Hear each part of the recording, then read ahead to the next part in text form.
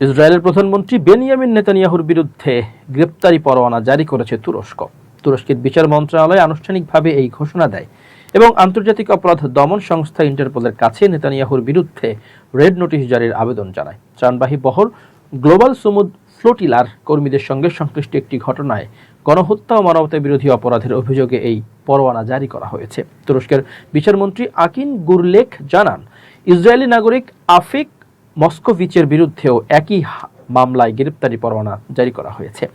মামলাটি ইস্তাম্বুলের 11তম high criminal কোর্টে চলছে। 2026/108 নম্বর মামলায় মোট 35 জন আসামি রয়েছে, যাদের মধ্যে নেতানিয়াহু ও মস্কোভিচও আছেন।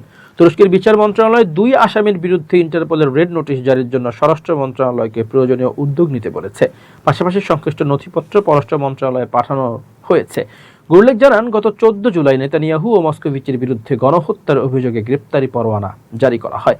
মামলাটি মূলত আন্তর্জাতিক জলসীমায় গাজায় মানবিক সহায়তা পৌঁছে দিতে যাওয়া বেসামরিক নাগরিকদের উপর কথিত সশস্ত্র অভিযান এবং পরে ফ্লোটিলায় অংশ নেওয়া কর্মীদের আটক করার ঘটনাকে কেন্দ্র করে। তুরস্কের তদন্তে ফ্লোটিলাটি জব্দ করা হয় এবং গাজায় মানবিক সহায়তা পৌঁছে দেওয়ার চেষ্টা করা কর্মীদের আটকের বিষয়টি অন্তর্ভুক্ত করা হয়েছে।